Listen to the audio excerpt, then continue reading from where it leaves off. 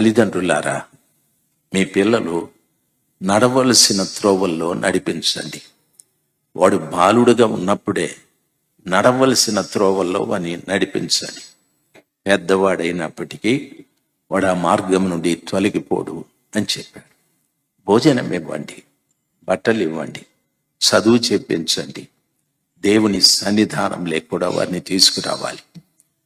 దేవుని సన్నిధిలో కూడా వారు ఎదగాలి.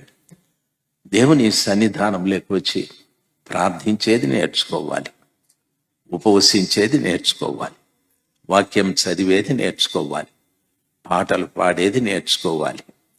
తల్లిదండ్రులతో పాటు వారు కూడా ఎదగాలి. ఆ రీతిగా ఎదిగితే భక్తుడు ఈ రీతిగా సెలవిస్తాడు, మీ పిల్లలు మీ భోజనపు బల్ల చుట్టూ ఒలివ మొక్కల్లాగా ఉంటారు అని చెప్పాడు. ఒలివ మొక్కలకి ఎందుకు పోల్చాడు అంటే, ఒలివ మొక్కలకు నాశనం లేదు. 5 మాసాలు ఒలివ చెట్టు నీళ్ళల్లో ఉండిపోయాది. 5 మాసాలు నీళ్ళల్లో ఉన్న ఒలివ చెట్టు కుళ్ళిపోలేదు, చచ్చిపోలేదు. ఆ రీతిగా మన పిల్లలు ఈ లోకం అనే సముద్రంలో ఎన్ని రోజులున్నా మన పిల్లలు చెడిపోరు, మన పిల్లలు ఆత్మీయంగా చనిపోరు. మన బిడ్డలు ఒలివ మొక్కల్లాగా ఉంటారు.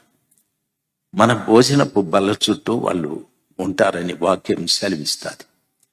దేవుని పిల్లలు గమనించాల్సింది, నా పిల్లలు బాగుండాలి అనుకునే ప్రతి తల్లి, నా బిడ్డలు బాగుండాలి అనే ప్రతి తండ్రి పిల్లల్ని మంచిగా భోజనం ఇవ్వండి, బట్టలు ఇవ్వండి, చదువు చెప్పించండి. దానికంటే ముఖ్యంగా భక్తి నేర్పించండి.